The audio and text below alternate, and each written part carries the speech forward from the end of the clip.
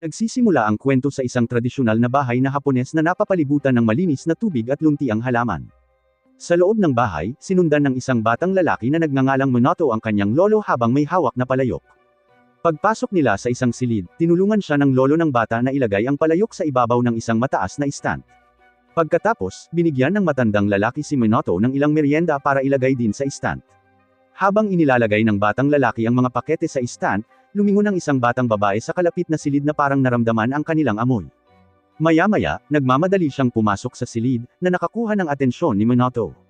Habang siya ay nalilibang, palihim na kinuha ng batang babae ang mga merienda mula sa stand bago tumakbo palayo sa kanya. Mabilis na lumingon si Minato at nahuli siya sa akto.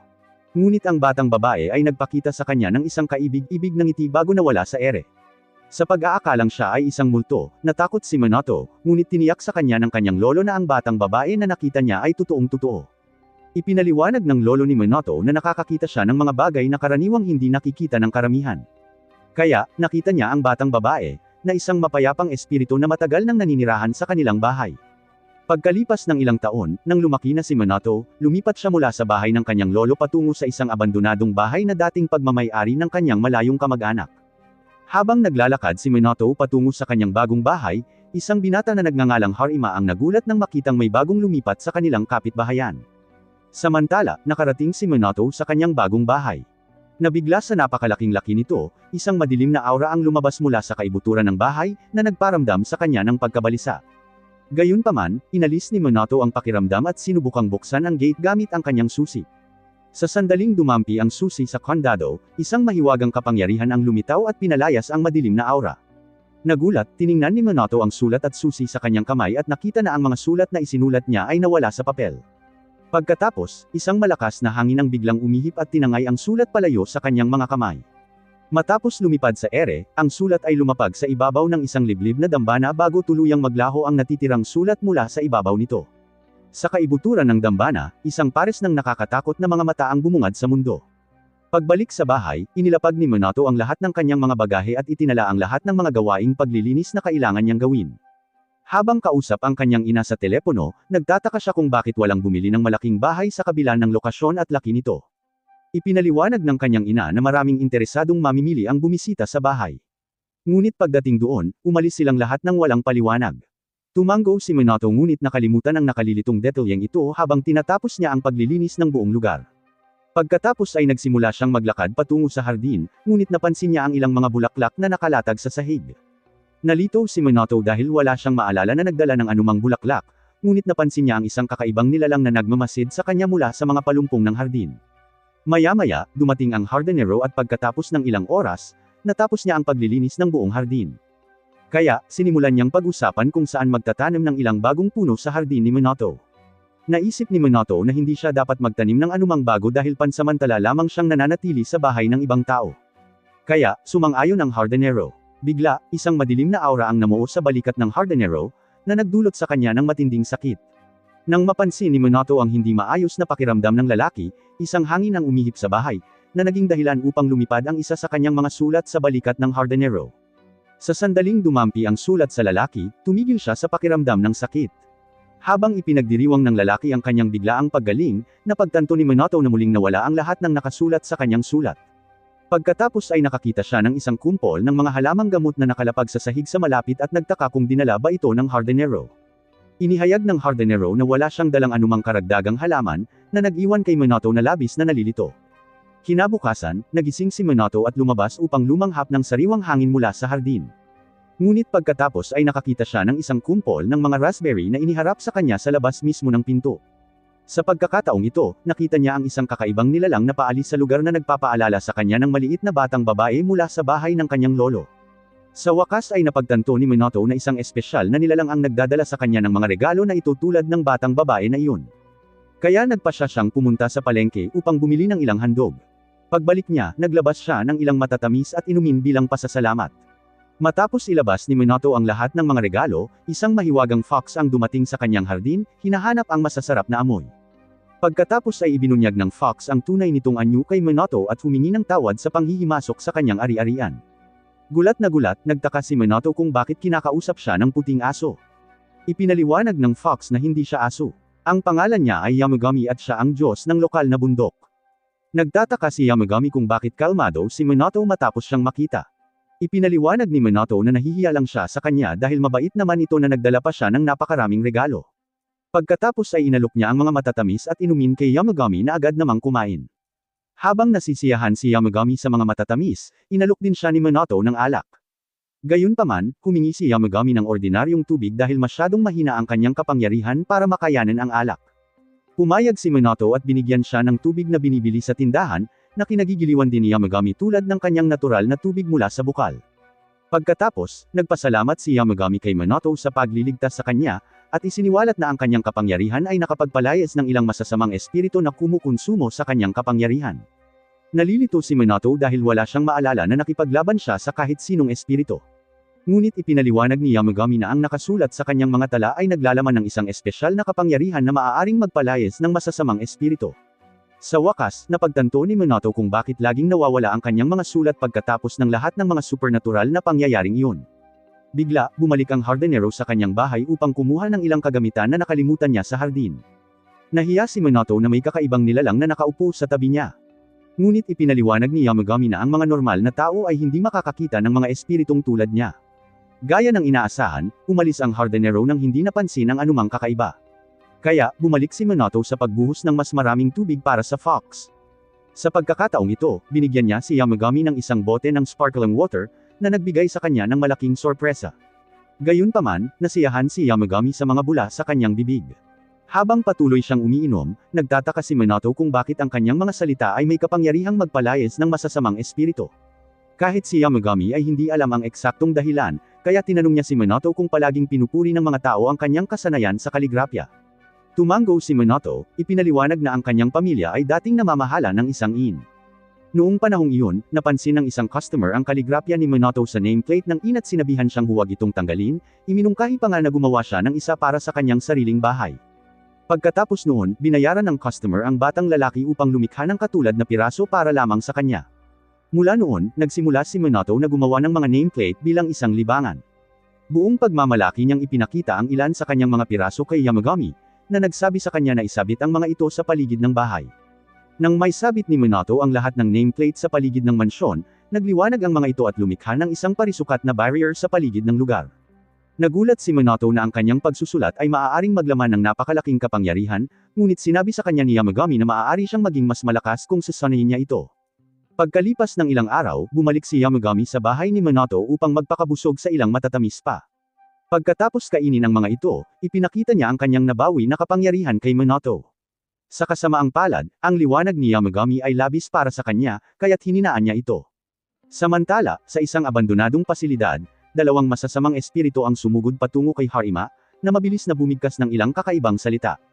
Nang malapit na siyang abutan ng mga espiritu, tinapos ni Harima ang kanyang pagbigkas, na lumikha ng isang asul na barrier na humaharang sa kanila. Sa halip na umatake muli, sumuko ang mga espiritu kay Harima at tumakas palabas ng gusali. Sa kabila ng mga panganib ng pakikipaglaban sa mga masasamang espiritu, tumakbo palabas si Harima dahil may posibilidad na atakihin ng mga espiritu ang isang inosenteng tao sa kalapit na palengke. Habang hinahabol niya ang mga espiritu, napansin ni Harima si Minato na naglalakad sa sulok ng isang eskinita.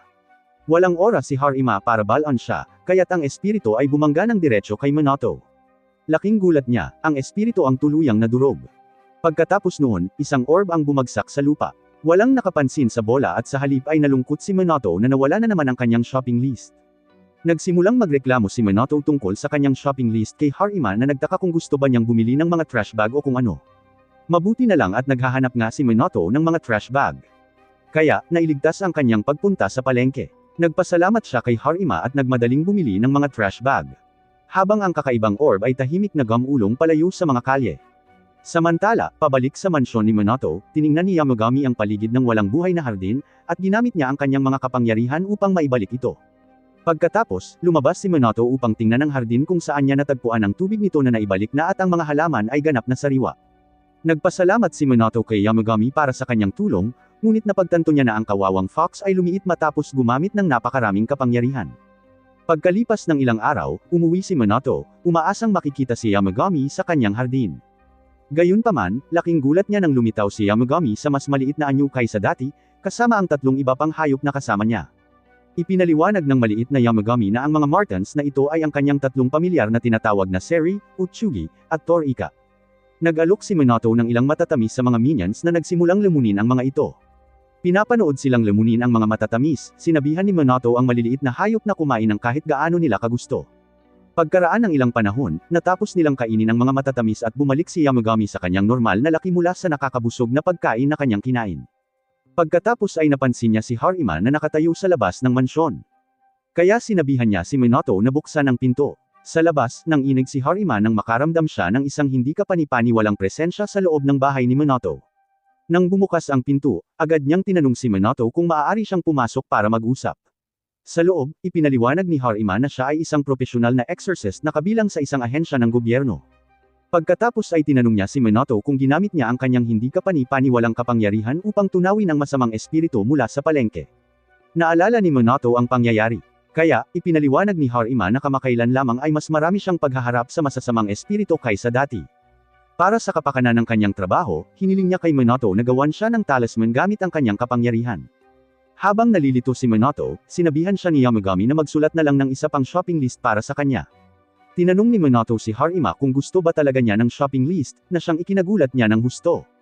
Inisip ni Harima kung ang mga bibilhin ni Minato ay naglalaman ng ilang nakakabaliw na ilegal na produkto. Ngunit nang simulan niyang ilista ang mga pang-araw-araw na bagay tulad ng tsaa at toilet paper, naidura ni Harima ang kanyang tsaa sa galit. Nang matapos ni Minato ang pagsulat ng shopping list, napansin ni Harima na naglalaman ito ng isang mahiwagang kapangyarihan. Samantala, nakaramdam ng pagod si Minato sa kung anong dahilan, kaya ipinaalala ni Yamagami sa kanya na gumamit lang siya ng maraming kapangyarihan. Sa wakas, naglabas si Harima ng isang malaking balumbon ng pera para ipambayad sa mahalagang shopping list ni Minato. Sa una, tinanggihan ni Minato ang pera, ipinaalala kay Harima na sumulat lang siya ng ilang simpleng salita. Gayunpaman, tumanggi si Harima na bayaran siya ng mas mababa sa kanyang halaga. Kaya, atubiling tinanggap ni Minato ang kanyang bayad. Gayunpaman, nag-alok pa rin siya ng isang huling regalo bilang pasasalamat sa malaking bayad. Gumuhit si Minato ng simbolo ng Pentagon sa kamay ni Harima, na nagpapaliwanag na ito ay may kaugnayan sa trabaho ng isang exorcist. Nang sandaling iyon, nakatanggap si Harima ng agarang tawag para asikasuhin ang isang kaso, kaya mabilis siyang lumabas ng bahay. Nang marating niya ang target na bahagi, natagpuan niya ang kanyang mga kasamahan na nakukulong ng isang napakalaking masamang espiritu na hindi pa nila nakikita noon. Sumugod si Harima patungo sa espiritu, ngunit lumingon ang espiritu at malapit na nitong lamunin si Harima. Gayunpaman, sa kanyang pagkabigla, ang Pentagon sa kanyang kamay ay tuluyang nagwasak sa espiritu, na nagpapakita ng lalim ng tunay na kapangyarihan ni Minato. Ilang araw ang lumipas, habang ang mga pagbisita ni Yamagami ay nagiging normal na bahagi ng buhay ni Minato, kinalkula ng kawawang lalaki ang kanyang mga gastusin mula sa lahat ng regalo. Matapos kalkulahin ang mga gastos, napagtanto ni Minato na ang isang walang trabahong teenager na tulad niya ay hindi kayang tugunan ng iba pang mga walang trabahong minions, na walang kahihiyang nagpapakabusog sa mga dekalidad na pagkain sa hardin na ito. Kahit na sinubukan ni Minato na pakainin sila ng ilang murang pagkain, ang mga hambog na maliliit na pamilyar ni Yamagami ay malinaw na nagagalit, kaya wala siyang ibang pagpipilian kundi bigyan sila ng mga dekalidad na pagkain. Gayunpaman, nangangahulugan ito na malapit nang maubusan ng pera si Minato para mabayaran ang kanyang mga bayarin. Habang nag-aalala si Minato tungkol sa kanyang kinabukasan, napansin ni Yamagami ang isang maliit na bato na tahimik na lumilitaw sa hardin ni Minato.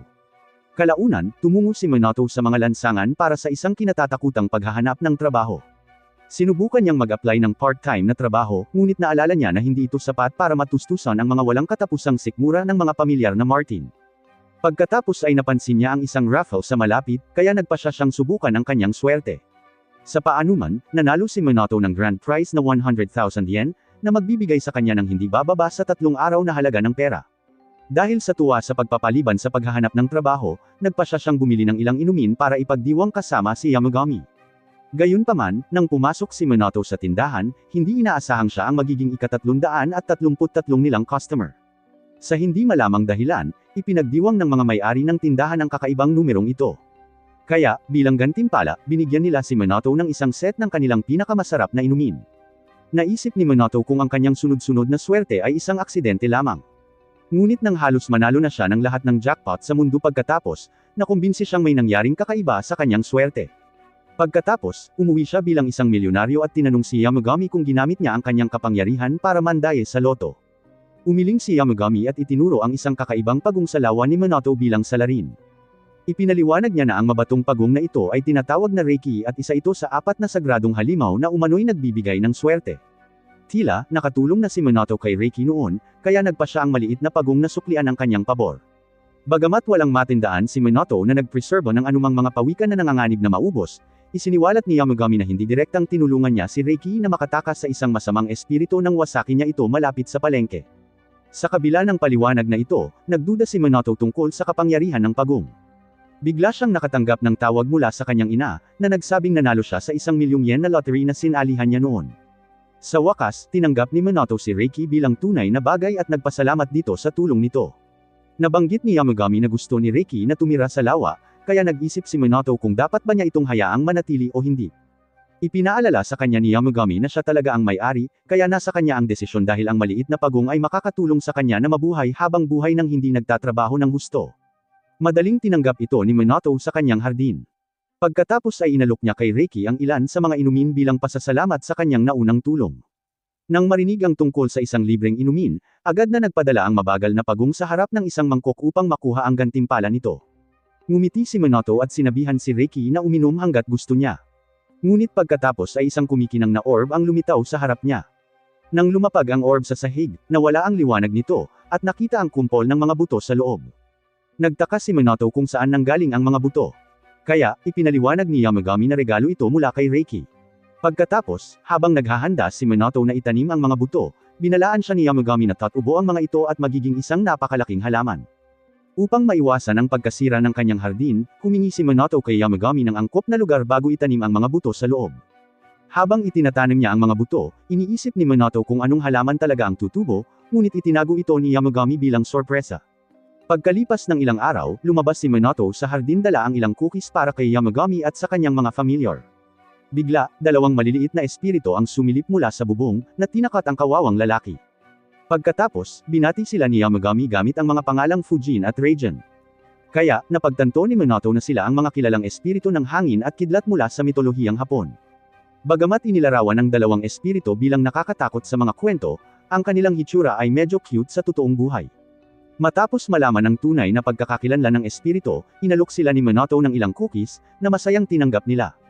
Pagkatapos, pareho nilang pinagtawanan si Yamagami dahil sa muntik ng mamatay. Ngunit buong pagmamalaking sinabi sa kanila ng matandang fox na hindi siya mamamatay ng ganito kadali. Samantala, nagalit ang mga familiar ni Yamagami dahil ninakaw ng mga espiritu ang kanilang mga cookies. Bago pa man sila maging mausisa tungkol sa kanilang pagbisita, ipinaliwanag ng kambal na Diyos na mausisa lamang sila tungkol sa sikat na hardin ni Minato. Kaya, lumapit sila upang tingnan. Pagkatapos ay napansin nila si Reiki na umiinom mula sa mangkok nito. Kaya inalok din ni Minato na painumin din sila. Nang matapos silang dalawa sa pag-inom, ibinigay ni Fujin kay Minato ang kanyang kapangyarihan ng hangin bilang regalo. Nagulat si Minato, at nagtaka kung paano gamitin ang kapangyarihan, kaya sinabihan siya ni Yamagami na isipin ang kanyang sarili na gumagamit ng hangin.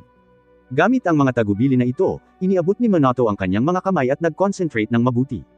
Di nagtagal, isang banayad na simoy ng hangin ang nagsimulang umihip sa parehong direksyon. Bagamat natuwa si Minato na gamitin ang kapangyarihan ng kanyang bagong vacuum cleaner, ipinaliwanag ni Yamagami na maaari niya itong sanayin upang maging mas malakas. Sa ibang lugar, sa isang madilim na pasilidad, lumaban si Harima laban sa mas maraming masasamang espiritu. Habang sinisira niya ang isa pa, napansin niya na ang pentagram mula kay Minato ay unti-unting naglalaho. Habang si Harima ay nalulungkot na malapit nang mawala ang kanyang sobrang lakas na pentagram, 2 sa kanyang mga kasamahan sa koponan ang sumigaw sa takot sa malapit. Lumingon siya at nakita ang isang lalaking nagngangalang Ichija na nakulong ng isang napakalaking masamang espiritu. Bagamat nakatayo sa malapit ang partner ni Ichija na si Horikawa, pakiramdam niya ay wala siyang magagawa laban sa mapanganib na espiritu. Sumigaw si Ichija sa kanya upang tulungan siya, ngunit huli na ang lahat ng sumugod ang espiritu upang umatake. Bigla, dumating si Harima sa tamang oras at sinira ang espiritu gamit ang isang shopping list. Habang tinitingnan ni Harima si Horikawa, ninas si Ichija nang mapansin niya ang shopping list sa mga kamay ni Harima. Pagkatapos, hinarap niya si Horikawa at tinanong ito kung alam niya kung saan nagmula ang sobrang lakas na shopping list ni Harima. Inamin ni Horikawa na hindi niya alam. Kaya, nagalit si Ichija sa kanya. Naguguluhan, nagtataka siya kung bakit siya nagagalit. Pagkatapos, tinanong niya kung bakit niya kinamumuhian si Harima, na lalong ikinagalit niya. Gayunpaman, nagpumiglas si Horikawa at umalis, kaya naiwan si Ichija na mag-isa kasama ang kanyang pagkainggit na damdamin. Pagkalipas ng ilang araw, lumabas si Minato papunta sa kanyang hardin, napansin niyang tumigil na ang ulan sa labas. Ipinaliwanag ni Yamagami na hindi naapektuhan ang hardin dahil ang enerhiya mula sa lahat ng mahiwagang nilalang na naninirahan sa loob ay lumikha ng barrier sa paligid nito. Pagkatapos ay napansin ni Minato ang mga butong itinanim niya na ngayon ay sumisibol at naging isang maliit na paunla. Sinabi ni Yamagami kay Minato na ang halamang ito ay tatawaging Kusanenoy hango sa sarili niyang pangalan bilang sagradong puno ng bahay. Tumango si Minato at diniligan ang paunla bago kumuha ng ilang pangmeryenda para kay Yamagami. Habang kumakain ang puting fox, inilabas ni Minato ang ilang gamit sa hiking mula sa kanyang bagahe. Nagtaka si Yamagami kung saan siya pupunta, kaya ipinaliwanag ni Minato na gusto niyang mag-hiking sa kanyang bundok. Nagulat siya, binalaan siya ni Yamagami na ang kanyang bundok ay hindi madaling lugar para mag-hiking, ngunit kumpiyansa si Minato sa kanyang gamit sa pag-akyat. Sa wakas, pinayagan siya ni Yamagami na mag-hiking sa kanyang bundok hanggat hindi siya aakyat ng mas mataas kaysa sa kanyang dambana. Matapos makumpleto ang kanyang paghahanda, nag-hiking si Minato sa bundok Hojo kasama ang 3 pamilyar ni Yamagami. Sa daan, nagsimulang mahirapan si Minato sa malupit na lupain, ngunit pinalakas siya ng 3 espiritu. Pagkatapos ng mahaba at mahirap na paglalakad, sa wakas ay nakarating si Minato sa isang clearing kung saan nakita niya ang sirang lumang dambana ni Yamagami. Tiniyak ng 3 Martin kay Minato na hindi niya kailangang linisin ang kahit ano. Gayunpaman, gusto pa rin itong kumpunihin ni Minato bilang pagpupugay sa kanyang kaibigan. Nang makita ang kanyang katapatan, tinulungan siya ng mga espiritu na dalhin ang mga materyales at ayusin ang sirang dambana.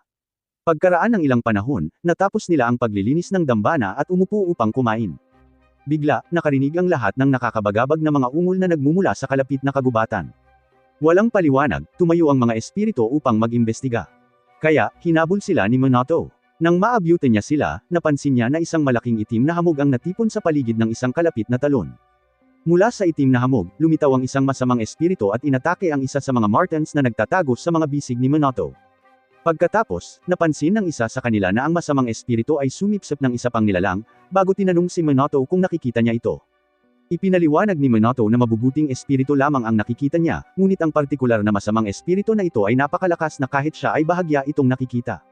Dahil ang mga ferret ay masyadong takot na lumapit sa masamang espiritu, nagpasya si Minato na harapin ito gamit ang isa sa kanyang mga notes. Habang sinusubukan niyang gawing singaw ang espiritu gamit ang notes, umiwas ang espiritu sa kanyang pag-atake at gumanti. Napagtanto ni Minato na hindi niya matatalo ang espiritu nang hindi isinasapanganib ang sarili niyang katawan, ngunit may isa pa siyang naisip. Kumuha siya ng ilang sulat mula sa kanyang bag at inihagis ang mga ito sa ere at ginamit ang kanyang mahika ng hangin upang hipan ang mga ito patungo sa espiritu na parang machine gun. Sa pagkakataong ito, isa sa mga sulat ang tumama sa masamang espiritu, na agad na nagbura dito. Matapos mawala ang masamang espiritu, isang kakaibang orb ang nahulog mula sa katawan nito at nagpakita ng isang kakaibang nilalang sa loob. Habang sinusubukan ni Minato na suriin kung maayos ang kalagayan ng nilalang, agad itong naging alerto at tumakbo palayo. Bagamat medyo nadismaya si Minato, natuwa siya na maayos naman ang pakiramdam ng nilalang. Maya-maya, umuwi siya at nagpasalamat si Yamagami sa paglilinis ng kanyang dambana. Pagkatapos ay tinanong siya ni Minato tungkol sa nilalang na nakita niya, ngunit muling inilihim ito sa kanya ni Yamagami. Hinayaan siya ni Minato na itago ang sekreto, ngunit napansin niya na tumigil na sa paglaki ang puno ng Kusanenoy. Ipinaliwanag ng mga Martin na dahil ang puno ay isang sagradong halaman, ang pattern ng paglaki nito ay naiiba sa mga normal na puno. Habang pinag-uusapan nila ang puno, inalerto ni Reiki si Minato tungkol sa pinto, kaya lumabas siya para tingnan ito. Sa labas, may nakita siyang maliit na asol na dragon na lumulutang sa hangin.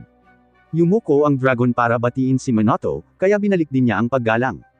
Pagkatapos ay inanyayahan ni Minato ang dragon sa loob at tinanong si Yamagami tungkol dito. Ipinaliwanag ni Yamagami na ang dragon ay tinatawag na Oryo, at isa pa ito sa 4 na fortune beast. Napansin ni Oryo ang puno ng Kusanenoy, at lumabas ito at tumawag ng kakaibang kapangyarihan. Di nagtagal, nagsimulang magtipon ang mga itim na ulap sa hardin sa kabila ng mahiwagang barrier sa paligid nito. Gayunpaman, nang magsimulang umulan ang mga ulap, naging dahilan ito ng paglaki ng puno ng Kusanenoy sa napakalaking sukat sa loob lamang ng ilang segundo. Nang lumaki na ang puno, pinahinto ni Oryo ang ulan at humingi ng pahintulot kay Minato na tumira sa kanyang lawa. Pumayag si Minato na hayaan itong manatili, ngunit kung papayagan lamang ito ni Reiki. Dahil hindi alintana ni Reiki, nagsimulang tumira si Oryo kasama nila. Ipinaliwanag ni Yamagami na gustong-gusto ni Oryo si Minato. Dahil ginamit ni Harima ang kanyang pentagram upang palayain ito mula sa isang masamang espiritu, kahit na teknikal na gawa ito ni Harima, napansin ni Oryo ang pinagmumula ng kanyang mahiwagang kapangyarihan at pumunta sa bahay ni Minato upang pasalamatan ito. Bigla, si Harima mismo ay dumating sa pintuan, umaasang makakatanggap pa ng isa pang batch ng sulat na pangtaboy ng multo. Kumuha si Minato ng isang bagong batch ng mga tala para sa kanya, at bilang kapalit, binigyan siya ni Harima ng masarap na panghimagas bilang pasasalamat. Nang mapansin ang masarap na pagkain, natulala si Yamagami, ngunit nanatili si Minato na nakatutok kay Harima. Tinanong niya ang exorcist kung maganda ba ang pentagram, at pinuri siya ni Harima dahil sa pambihirang kapangyarihan nito. Pagkatapos ay hiniling niya rito na gumuhit ng isa pang simbolo sa kanyang kamay, ngunit sa pagkakataong ito ay gusto niyang maging kakaiba ang hugis. Nagtaka si Minato kung ayaw lang ba ni Harima ng mga pentagram, ngunit ipinaliwanag niya na ang pentagram ay ang family crest ng ibang pamilya. Tumango si Minato at gumuhit ng isang bagong hugis sa kamay ni Harima, na kanyang inoobserbahan habang nagtatrabaho. Itinuro ng isa sa mga pinagkakatiwalaang katrabaho ni Harima na ang mga tala ni Minato ay hindi gaanong kapaki-pakinabang dahil mahirap itong ihagis. Ipinaliwanag ni Harima na naayos na niya ang isyong ito sa pamamagitan ng pagpapagawa kay Minato ng mga solidong business card para sa kanya. Nang marinig ito, nagbiro ang katrabaho na handa nang maging superhero si Harima gamit ang kanyang mga throwing card. Pagkatapos ay nagseryoso siya at binalaan itong ilihim ang pagkakakilanlan ni Minato dahil maaaring pagsamantalahan siya ng sinumang masamang tao dahil sa kanyang kapangyarihang magtaboy ng espiritu. Nabanggit niya na nalaman na ni Ichijo ang tungkol kay Minato ngunit umaasa siyang wala siyang gagawing anumang bagay na makakasakit sa kanya. Samantala, sa palengke, nabanggaan ni Minato si Ichijo na tumitig sa kanya at naglakad palayo. Naguguluhan, nagpatuloy sa paglalakad si Minato ngunit hindi niya napansin ang maliit na talisman na palihim na iniwan ni Ichijo sa kanyang likuran. Pagkalipas ng ilang araw, habang sinusulat ni Minato ang isa pang shopping list na pangwakas ng mundo, napansin ni Yamagami ang masamang talisman ni Ichijo na lumulutang. Naningkit ang kanyang mga mata, naalala ang babala ni Harima tungkol sa isang kasamahan na sinusubaybayan ang mga galaw ni Minato. Nagalit si Yamagami dahil sa isang maliit na nilalang na gustong saktan ang kanyang kaibigan. Kaya, binura niya ang talisman upang protektahan si Minato. Maya-maya, si Ichijo mismo ang nagtuntan sa bahay ni Minato matapos ang lahat ng pagkabigo mula sa kanyang mga sumpang talisman.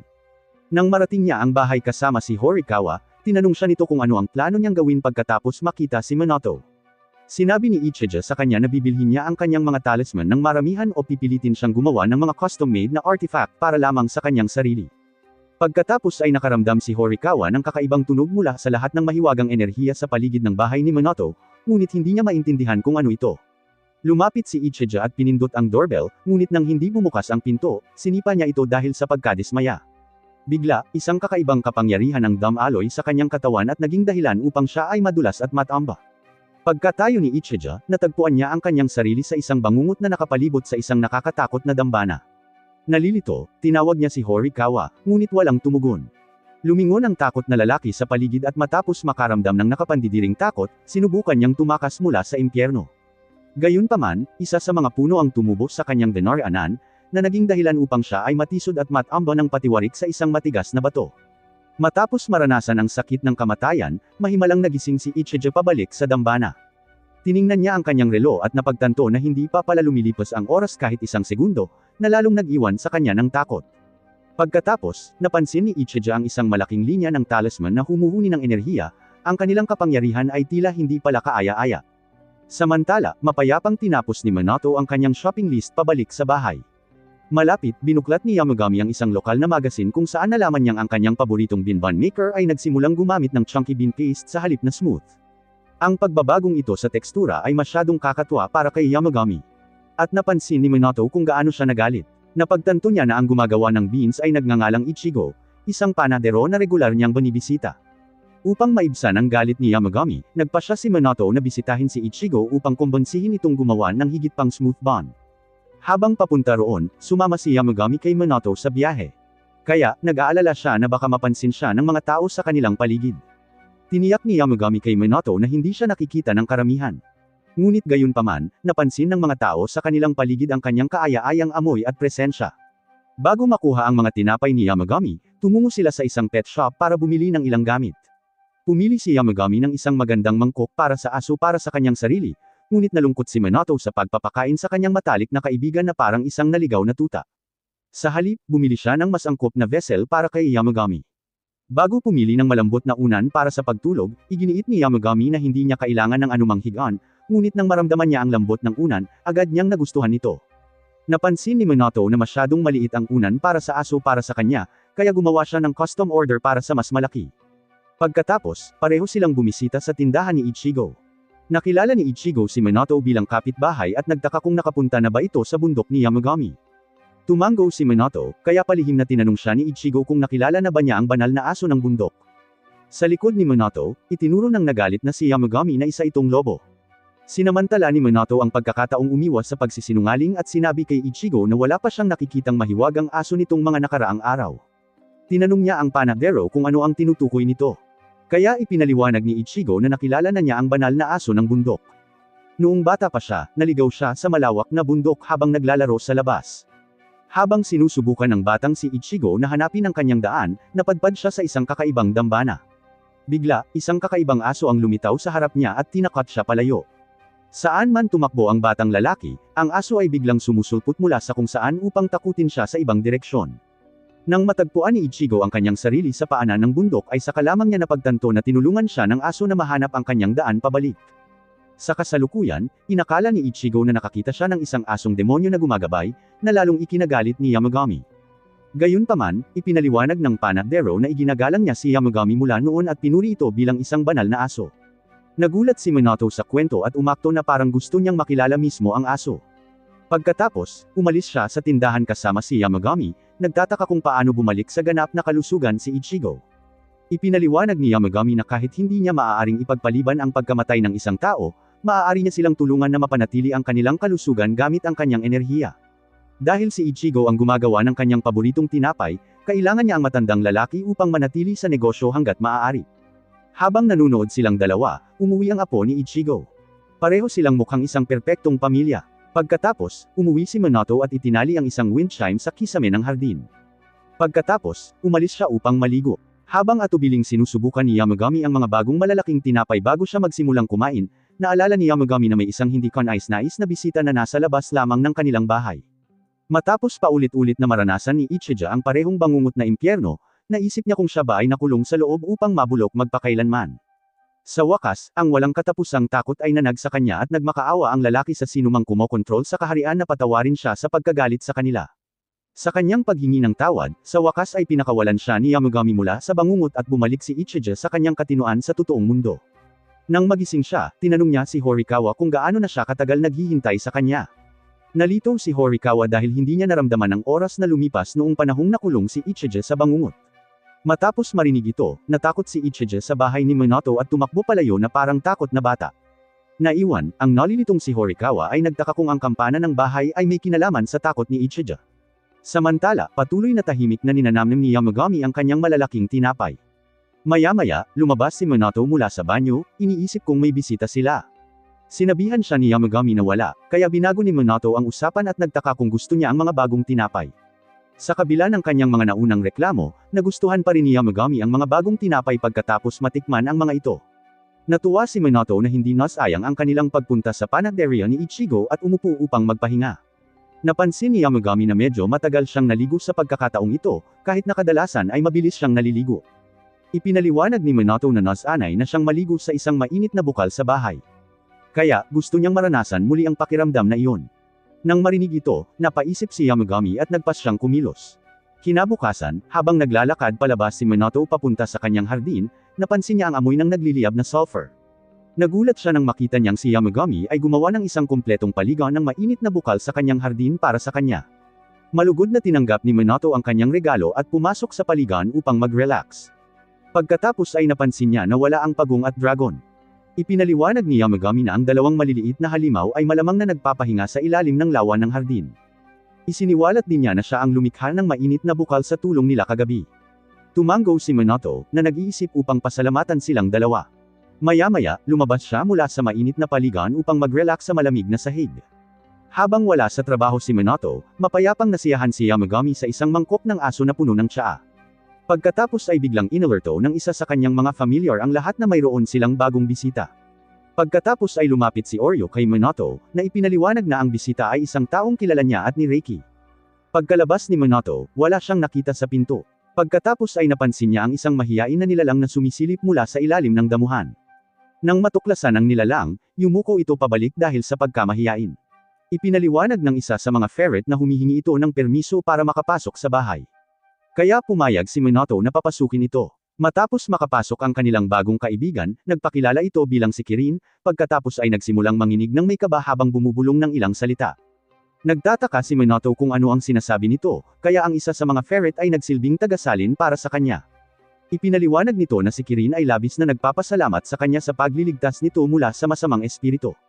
Hindi masyadong inisip ni Minato ang kanyang sariling mga aksyon. Ngunit biglang naging mas matapang si Kirin at nagsimulang magpasalamat sa kanya gamit ang mas maraming salita kaysa sa diksyonaryong Ingles.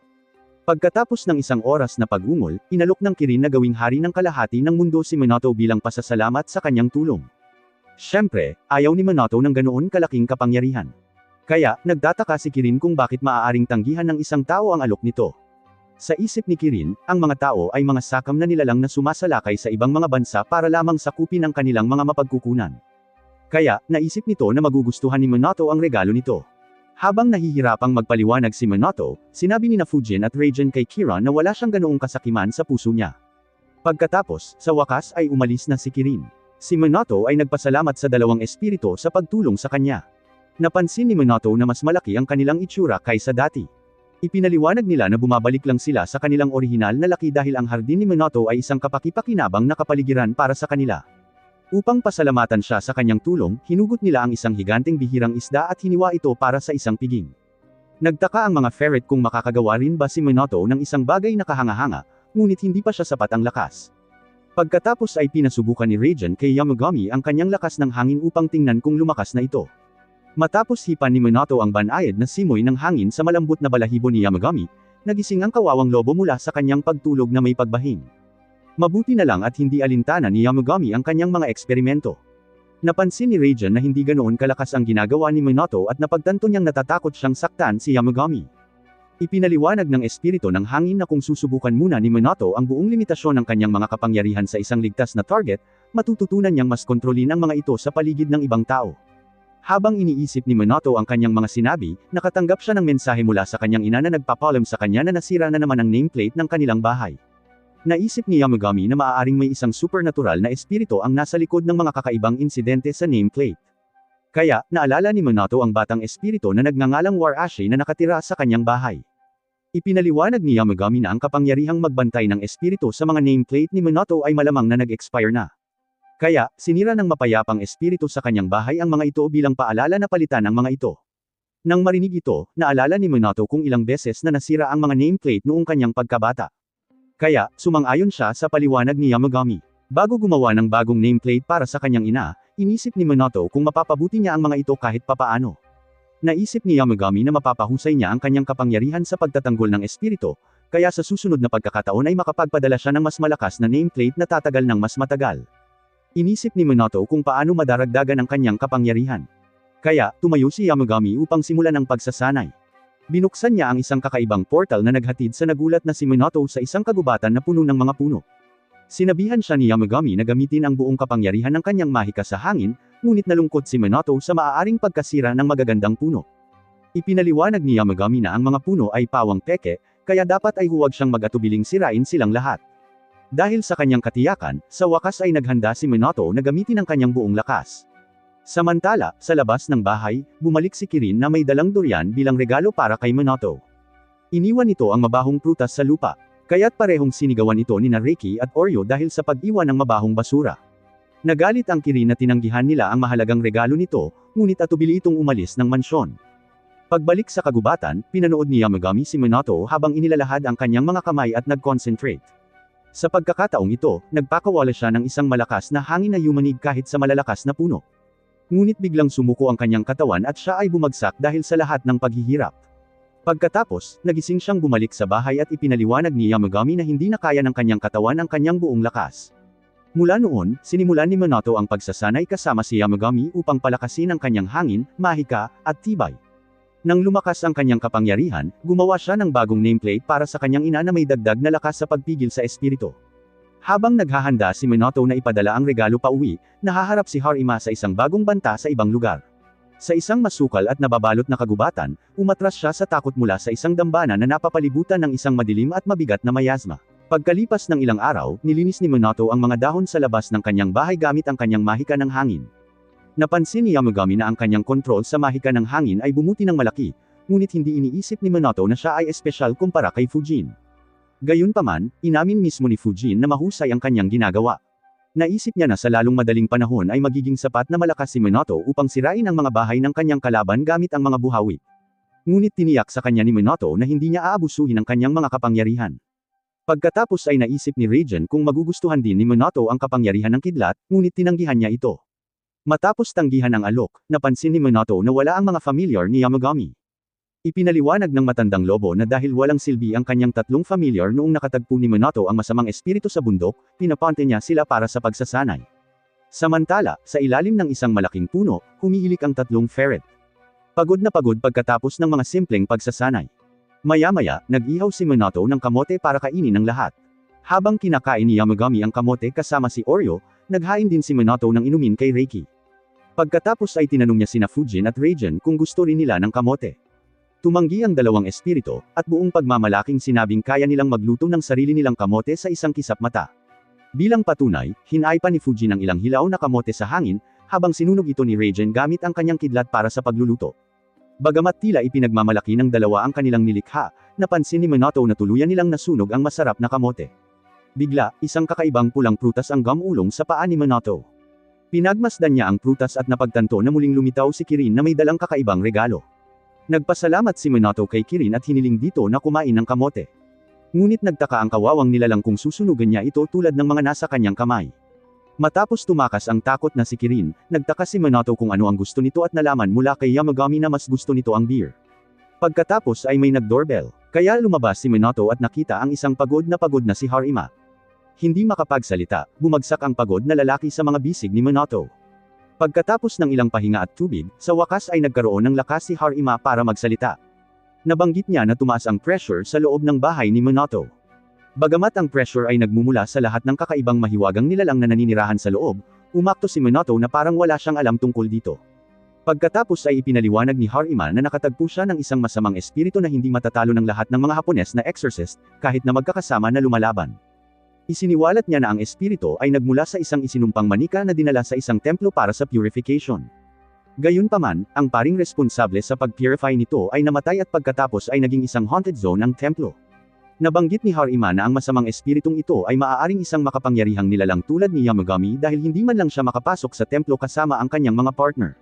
Nagtataka si Minato kung bakit gusto ni Harima na talunin niya ang masamang espiritu. Kaya ipinaliwanag ni Harima na ang Haunted Temple ay umiiral sa isang espesyal na espasyo sa labas ng kanilang mundo. Nahulaan ni Harima na nakakakita si Minato ng mga mystical na nilalang tulad ni Yamagami. Kaya't tiwala siyang makakapasok siya sa Haunted Temple gamit ang kanilang kapangyarihan. Nang marinig na gustong gamitin ni Harima ang kanyang mga kapangyarihan, nagalit si Yamagami at nagbigay ng malaking pressure kay Harima. Mabuti na lang at bago pa man masyadong matroma si Harima, hiniling ng tatlong ferret kay Yamagami na kumalma. Pagkatapos ay tinanong ni Minato si Yamagami kung handa ba siyang tulungan si Harima. Pumayag ang galit na lobo na tumulong, ngunit sa isang mahigpit na kondisyon lamang. Ang kondisyon ay bibigyan siya ni Harima ng maraming dekalidad na pagkain tulad ng rice cakes at bean paste. Matapos makuha ni Yamagami ang pagkain na suhol, tinanong ni Minato kung sasama ba siya sa kanya upang e-exorcist ang espiritu. Gayunpaman, nalaman niya na si Yamagami ay magbibigay lamang ng malayong suporta. Sa kanyang lugar, sasamahan ng kanyang tatlong familiar si Minato upang ipakita ang kanilang pagsasanay at nagbukas ng isang portal patungo sa kabilang mundo. Kinabukasan, naghanda si Minato na umalis kasama ang tatlong ferret. Pagkatapos magpaalam, lahat sila ay umalis patungo sa pinagmumultuhan na templo. Ngunit bago umalis si Minato, nakita ni Yamagami ang isang dahon mula sa puno ng kusunenoy na napunta sa kanyang damit. Pagkatapos, sina Minato at ang mga ferret ay naglakbay ng malayo patungo sa rehiyon kung saan matatagpuan ang templo. Pagpasok nila sa lungsod, sinunod ni Minato ang direksyon ni Harima papunta sa templo. Gayunpaman, habang papunta siya, naagaw ng atensyon ng mga ferret ang atensyon ng isang tindahan ng panghimagas. Kaya, huminto ang lahat para kumain ng sariwang apple pie. Habang kumakain silang tatlo ng tanghalian, napansin ni Minato ang isang uwak na malapit sa kanila. Ipinaliwanag ng isa sa mga ferret na ang uwak na ito ang nagtuturo sa kanila ng daan, kaya tumayo si Minato para sundan ito.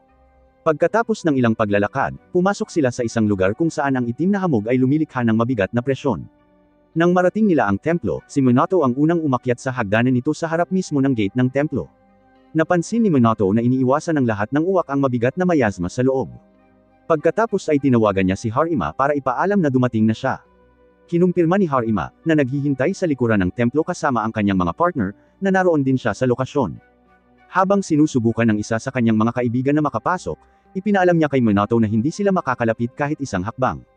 Hiniling ni Harima kay Minato na mauna, ngunit ipinaalala rin niya rito na tumakbo para sa kanyang buhay kung may mangyaring hindi maganda.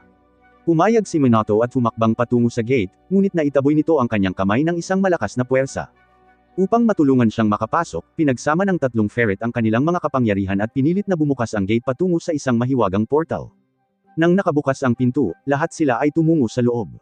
Di nagtagal, narating nila ang pangunahing gusali ng templo, kung saan napansin ng mga ferret ang isang toneladang manika na nakaimbak sa loob. Bago pa sila makalapit, umalangaw ang nakakatakot na pagsitsit ng isang masamang espiritu. Pinagdikit ng lahat ng ferret ang kanilang mga ngipin sa kalaban, ngunit sinira nito ang mga pader ng templo at inatake sila gamit ang itim na tentacles. Nabigla sa bigla ang pag-atake, hinaranggan ni Minato ang mga ferret gamit ang isang shopping list upang harangan ang mga tentacles. Matapos niya itong talunin, isang grupo ng mga manika ang bumagsak at namatay sa sahig. Pagkatapos ay mas maraming manika ang nagmamadaling lumabas ng bahay, kaya tumalon ang mga ferret upang itaboy sila.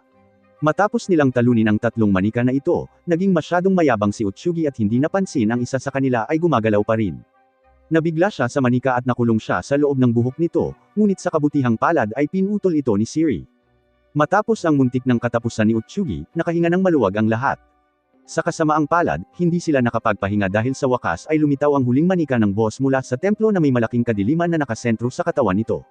Lumipad ang manika sa ere at sumigaw ng malakas. Ang galit na sigaw ng manika ay naging sanhi ng pagtama ng kadiliman kay Minato at sa iba pa, kaya naghanda sila para sa isang malaking laban. Kumuha si Minato ng ilang memo at inihagis ang mga ito sa ere at hinaipan patungo sa masamang manika. Gayunpaman, ang manika na ito ay masyadong malakas at tinusok nito ang malalakas na talisman na parang mga normal na shopping list. Pagkatapos ay pinatalsik ng manika ang mga ferret at itinuon ang pag-atake kay Minato. Nakulong siya nito sa isang makapal na pader ng buhok at sinimulan siyang sakalin ng buong lakas. Kaya, inakala ni Minato na malapit na siyang pumunta sa langit. Sa sandaling ito, napansin ni Yamagami ang kasalukuyang kalagayan ni Minato mula sa kanyang koneksyon sa mga ferret. Bigla, nagningning ang kanyang mga mata sa kapangyarihan at tinawag ng tatlong ferret si Minato. Nagsimula silang tatlo na magningning sa parehong liwanag gaya ni Yamagami. Pagkatapos, umungal ng malakas ang puting lobo at agad na sumunod ang mga ferret. Gamit ang kanilang pinagsamang kapangyarihan, natalo nila ang masamang manika, na nagpakawala kay Minato at bumagsak sa lupa. Habang sinusuri ng mga ferret si Minato, sinuri niya ang manika at nakita itong nanginginig sa sakit. Sumulat si Minato ng isang salita sa manika, na sa wakas ay naging sanhi ng paglabas ng mga dumi sa katawan nito. Gayunpaman, napansin ng mga ferret na ang tunay na demonyong nagmumulto sa templo ay hindi pa na-exercise. Upang mag-imbestiga, pumasok sila sa pangunahing gusali kung saan natagpuan nila ang isang mahiwagang orb na nilalamon ng madilim na impurity. Ipinaliwanag ng mga ferret na ang orb na ito ay naglalaman ng isang makapangyarihang nilalang, kaya malaya silang makakaalis kapag na-purify na ito ni Minato. Dumukot si Minato sa kanyang mga bulsa upang sumulat ng isang tala para sa orb, ngunit napagtanto niya na nauubusan na siya ng mga tala. Gayunpaman, nakakita siya ng isang ekstrang kwaderno at ginamit ito upang sumulat ng isang grupo ng mga salitang nagpapadalisay para sa orb. Sa kasamaang palad, ang orb ay masyadong malakas, kaya nabigo ang mga salita na e-purify ito. Nagtaka ang mga ferret kung mayroon pang ibang mapagsusulatan si Minato, ngunit bago pa niya masuri, ang mundo sa kanilang paligid ay nagsimulang gumuho. Sa takot, napagtanto ng lahat na ang mahiwagang espasyo ay malapit ng gumuho dahil nasira nila ang masasamang espiritu na gumugulo dito. Dahil sa takot, isa sa mga ferret ang nagtago sa loob ng damit ni Minato, kung saan ito natagpuan ang maliit na dahon ng kusunenoy. Mabilis nitong ibinigay ang dahon kay Minato, na nag-iisip na matatalo nila ang huling espiritu gamit ang kapangyarihan ng sagradong puno ng kusunenoy. Gamit ang huling lakas niya, isinulat ni Minato ang sarili niyang apelyido, Kusunoki, sa katawan ng dahon. Ginamit niya ang pinakamalakas na salitang ito upang linisin ang masamang espiritu. At sa pagkakataong ito ay tuluyan na itong nawala mula sa kakaibang orb. Nang mawala na ang impurity, kinuha ni Minato ang pinadalisay na orb at tumakbo palabas kasama ang mga ferret. Sa labas ng templo, napansin ni Harima na gumuguho ang buong lugar. Sinubukan niyang pumasok upang tulungan si Minato, ngunit pinigilan siya ni Horikawa dahil wala itong silbi. Sa loob, tumakbo sina Minato at ang iba pa patungo sa pangunahing labasan ng templo, ngunit ang espasyo sa paligid nila ay gumuho sa napakabilis na bilis. Habang desperadong sinusubukan nilang maabot ang labasan, isang malaking puno ang nabunot dahil sa mga pagyanig. Nagsimulang bumagsak ang puno patungo kay Minato, na pumikit para sa katapusan. Bigla, lumitaw sina Fujin at Raijin at pinutol ang puno. Pagkatapos ay nagdulot sila ng isang malakas na hangin na umihip mula sa kakaibang bahay, na pumutol dito at itinulak si Minato at ang iba papatungo sa labasan. Pagkatapos, nagising silang lahat sa totoong mundo muli. Nagtaka ang mga ferret kung sino ang nagligtas sa kanila dahil wala silang nakitang sinuman. Kaya't parehong dumating sina Fujin at Rajan habang tinutokso ng dalawang espiritu si Minato dahil sa pangangailangan ng kanilang tulong. Humingi siya ng paumanhin sa paggawa ng gulo para sa kanila. Maya-maya, taos-pusong nagpasalamat si Harima kay Minato para sa kanyang malaking tulong. Inanyayahan siya ni Minato sa loob ng bahay upang mag-barbecue kasama ang buong barkada, ngunit tumanggi si Harima dahil abala siya. Bago umalis, binigyan niya ng isa pang bag ng mga dekalidad na pagkain si Minato, na dinala ito sa lahat ng kumakain ng barbecue sa loob. Habang ang lahat ay nag-e-enjoy sa masarap na tanghalian, naghain si Minato ng ilang inumin kina Fujin at Rajan na nagpapahinga sa kanyang paligon. Sa likuran niya, inilabas din ni Kirin ang ulo nito, kaya binigyan din ito ni Minato ng inumin. Binigyan siya ng masayang si Kirin ng isa pang durian bilang pasasalamat, ngunit biglang lumitaw si Reiki mula sa kung saan upang ihagis ang mabahong prutas nito. Nagpabalik-balik silang nagtatalo tungkol sa lasa ng prutas, kaya tumalon si Oreo at pumanig kay Reiki. Habang patuloy na nagtatalo ang tatlong espiritu, tinawag ng mga ferret si Minato upang pagmasdan ang kanyang kakaibang orb. Habang tumitingin si Minato, ang orb ay nagliwanag at nag-transform sa isang maliit na manok. Ipinaliwanag ni Yamagami na ang manok na ito ay tinatawag na Hollow, at ito ang huling miyembro ni Reiki at ng iba pang maswerteng espiritu.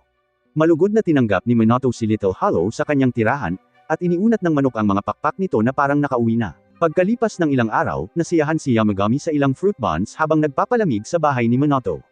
Habang nagpapahinga silang dalawa, pinagmasdan nila ang ibong si Hollow na nagtuturo sa ibang mga ibon kung paano kumanta. Bagamat ang mga ibon ay mukhang mga cute na batang naglalaro, binigyan ni Hollow ng seryosong payo ang mga estudyante nito na pagbutihin ang kanilang pamamaraan sa pag-awit.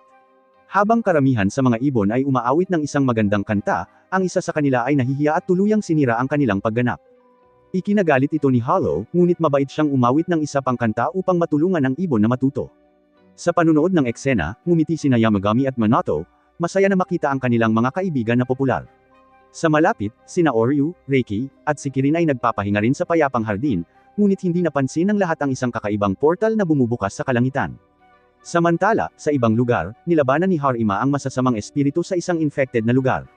Matapos talunin ang isa, tinanong niya ang kanyang partner na si Katsuragi kung nalinis na ba nila ang lugar. Itinuro ni Katsuragi na hindi pa sila tapos dahil tumaas ang bilang ng mga masasamang espiritu dahil sa isang espesyal na pagdiriwang. Nakaramdam ng pagod si Harima sa paggamit ng lahat ng kanyang mana. Kaya, kinover siya ni Katsuragi gamit ang kanyang mga espiritu ng pating at penguin na lumalamon ng ilan pang masasamang espiritu. Bagamat nakahinga ng maluwag si Katsuragi matapos talunin ang mga espiritu, nakatanggap si Harima ng abiso para sa isa pang pag-atake ng masasamang espiritu at nagmadali upang imbestigahan ito. Pagbalik sa bayan, lumabas si Minato mula sa isang tindahan pagkatapos bumili ng mga matatamis para sa lahat. Nang makita siyang lumitaw, nagsimulang pag-usapan siya ng mga tao sa kalye na parang isang uri ng bulong ng ibon. Nalito si Minato, ngunit pagkatapos ay isang grupo ng iba't ibang mga ibon ang nagsimulang dumagsa sa lugar upang salubungin ang kanilang superstar, si Hollow. Hindi pinansin ni Minato ang kanilang bulungan at nagpatuloy sa paglalakad hanggang sa makasalubong niya ang kanyang hardinero, na katatapos lang gumawa ng kanyang ika-25 estatwa. Hinangaan ni Minato ang gawa ng lalaki na nagsabi sa kanya na mas marami na siyang lakas para magtrabaho simula nang magsimula siyang bumisita sa kanyang bahay. Pagkatapos ay nagulat siya sa lahat ng mga ibon sa lahat ng dako. Kaya tumakbo palayo si Minato bago pa siya maghinala. Pagbalik sa bahay, ipinaalam sa kanya ng mga pamilyar ni Yamagami ang tungkol sa lahat ng kakaibang portal na lumilitaw sa lahat ng dako. Sinabihan niya silang huwag magpanik, alam na hindi sila kayang hawakan ng kanyang mga familiar ng mag-isa. Pagkatapos ay humakbang si Yamagami at tumalon sa kalangitan upang tulungan silang harapin ang lahat ng mga rogue domain sa malapit. Habang papalapit si Minato sa kanilang tahanan, napansin niya na nakaalis na ang lahat ng mga ibon. Biglang sumulpot sina Fujin at Rajan at sinabihan siyang umuwi sa lalong madaling panahon.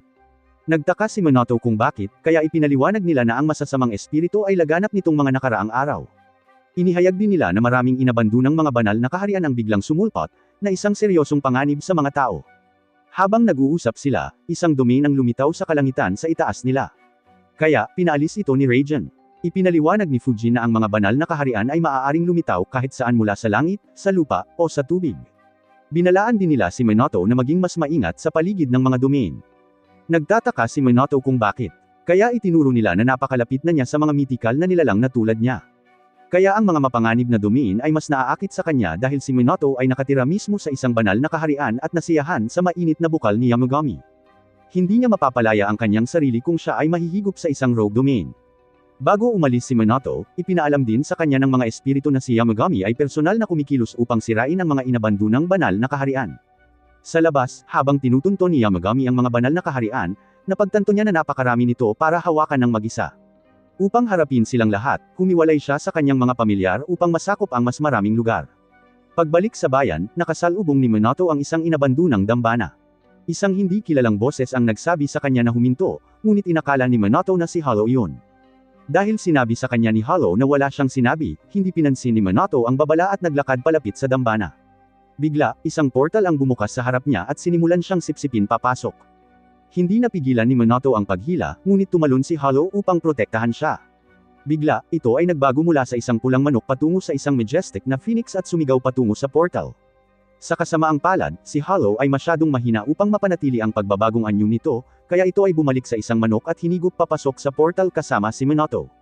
Kasabay nito, napansin ni Yamagami na nawala na ang presensya ni Minato. Pagkalipas ng ilang minuto, nagising si Minato sa isang bagong kaharian, ngunit napagtanto niya na ang enerhiya ng dayuhang kaharian ay nagpapasuka sa kanya. Sinimulan niyang hanapin ang labasan, ngunit nakatagpo siya ng isang grupo ng mga kahon na gawa sa kahoy sa daan. Naalala ni Minato ang ilang payo mula kay Yamagami na ang isang banal na domain ay sumasalamin sa pag-iisip ng lumikha nito. Kaya, kung ang domain ay nagsisimulang magpakita ng kanilang mga espesyal na palatandaan, nangangahulugan ito na komportable ang lumikha nito. Habang nagpapatuloy sa landas, nakasalubong niya ang isang maliit na siwang. Pumasok si Minato sa siwang at ang kapaligiran ay nagbago mula sa payapa patungo sa katakot-takot. Sa kailaliman ng madilim na kuweba, natagpuan ni Minato ang isang babaeng natutulog sa sakit at napagtanto niya na ito ang lumikha ng domain. Bigla, bumangon ang babae at nagsimulang magreklamo tungkol sa baradong hangin sa loob. Sa kabila ng alam na kailangan niyang magpahangin sa kanyang sariling tahanan, tinatamad siyang bumangon at linisin ito. Tinanong ni Minato ang babae kung siya ang lumikha, at tumango ito. Nagtaka siya kung bakit siya dinadalaw ni Minato kasama ang isang makapangyarihang nilalang. Sinabi sa kanya ng babae na hindi niya ito tinawag. Kaya, ipinaliwanag ni Minato na aksidente siyang nahila sa kanyang domain. Sinabi rin sa kanya ng babae na hindi niya binuksan ang pasukan sa kanyang domain. Kaya, ipinaalam sa kanya ni Minato na maraming inabandunang banal na domain ang nagbubukas sa kanyang mundo. Gayunpaman, ang babae ay malinaw na nakatira sa kanyang tahanan. Kaya, nagtaka siya kung paano niya ito natagpuan. Pagkatapos ay nagtaka siya kung hamina na ang kapangyarihan sa kanyang selyo. Kaya ipinaliwanag ni Minato na ang kanyang dambana ay ganap na sira. Nang makita ito, bumantong hininga ang ginang sa lungkot. Pagkatapos ay naramdaman niya ang mga kapangyarihan ni Minato at napaisip kung magagamit ba niya ang kapangyarihan ng hangin ni Fujin. Nagulat si Minato na nalaman niya habang ang Diyosa ay namangha na ang isang taong kasing mahinahon ni Fujin ay talagang nagbigay ng kanyang kapangyarihan sa isang tao. Ngumiti siya at tinanong si Minato kung magagamit ba niya ang kanyang kapangyarihan ng hangin upang ma-ventilate ang kanyang kuweba. Nalito si Minato, kaya iminungkahi niya na hamihip ng hangin sa loob upang ma-ventilate ito. Pumayag siyang tumulong ngunit nagtataka kung kailan niya ito huling na-ventilate. Matapos itong pag-isipan, sinabi sa kanya ng Diyosa na huling na-ventilate niya ang kanyang kuweba mahigit 1,000 taon na ang nakalilipas. Nabigla si Minato sa banal na naninirahan sa silong na ito, ngunit pinigilan niya ang sarili na magbigay ng anumang komento. Pagkatapos ay humiga muli ang ginang pagkatapos sabihin sa kanya na asikasuhin ang lahat. Tinanong siya ni Minato kung papayagan ba niya itong umalis kapag nalinis na niya ang kanyang lugar.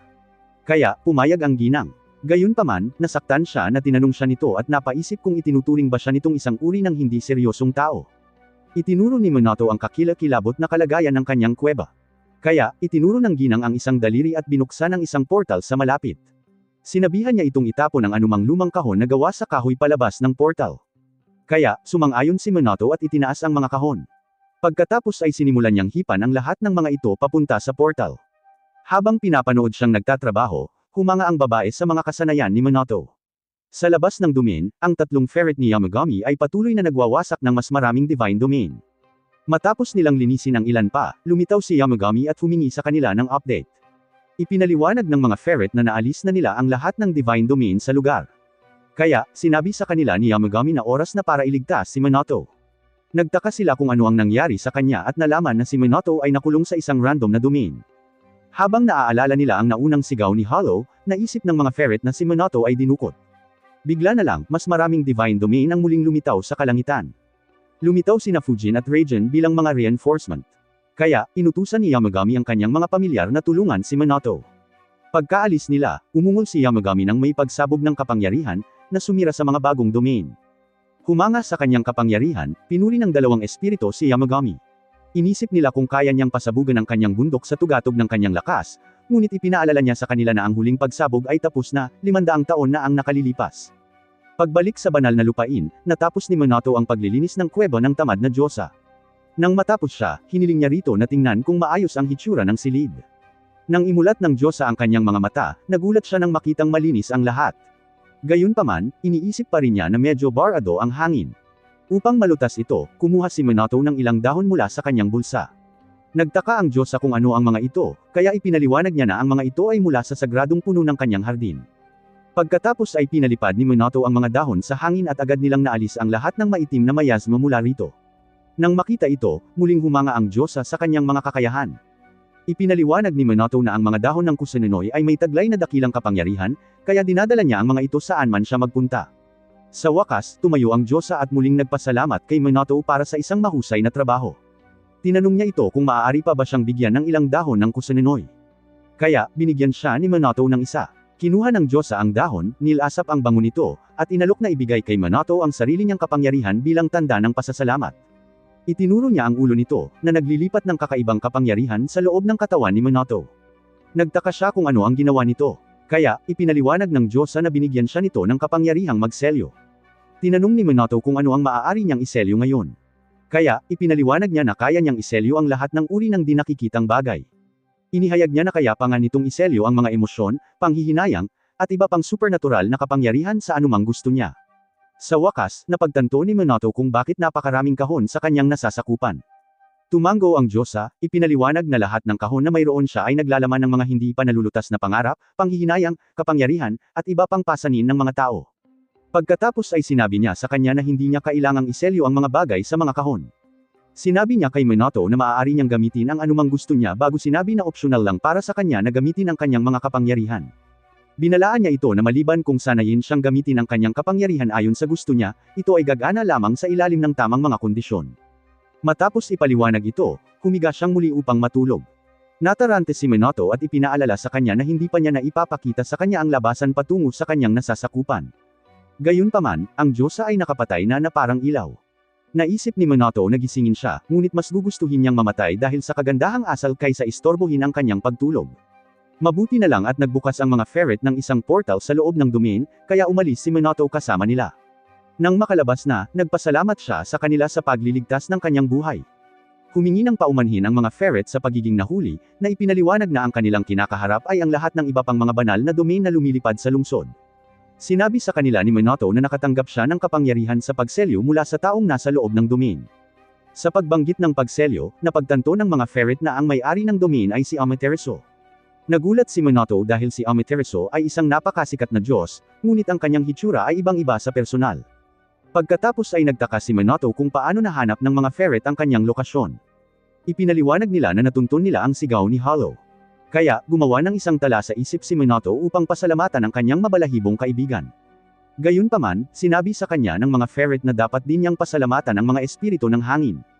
Nagtaka si Minato kung bakit. Kaya, ipinaliwanag nila na ang mga espiritu ng hangin ang tumulong sa kanila na mahanap ang nasasakupan ni Amaterasu. Tinanong din nila kung may narinig bang mga boses si Minato bago siya nahila. Kaya, napagtanto niya na ang mga espiritu ng hangin ang nagbabala sa kanya tungkol sa panganib. Pagkatapos, hiniling sa kanya ng mga ferret na mag-concentrate upang subukang marinig ang mga espiritu ng hangin sa kanilang paligid. Pumikit si Minato at nag-focus ng mabuti at di nagtagal ay narinig niya ang masasayang maliliit na boses na nagsasalita sa kanya. Ngayong naririnig na niya ang mga espiritu ng hangin, nagpasalamat siya sa kanilang lahat sa pagliligtas sa kanyang buhay.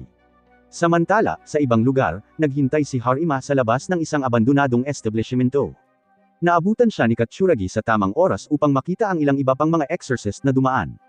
Ipinaliwanag ng iba pang mga exorcist na nalinis na nila ang lahat ng masasamang espiritu sa lugar. Gayunpaman, tinanong siya ng mga exorcist kung bakit siya nasa kanilang rehiyon dahil mayroong isang hindi binibigkas na patakaran sa mga opisyal na exorcist na manatili sa loob ng kanilang sariling jurisdiction. Matapos gawin ang banta na ito, umalis ang iba pang mga exorcist. Kaya, sinabi ni Katsuragi kay Harima na sila ay isang tamad na grupo ng mga exorcist na naniningil ng mga pambihirang bayarin para lamang harapin ang mga normal na kaso.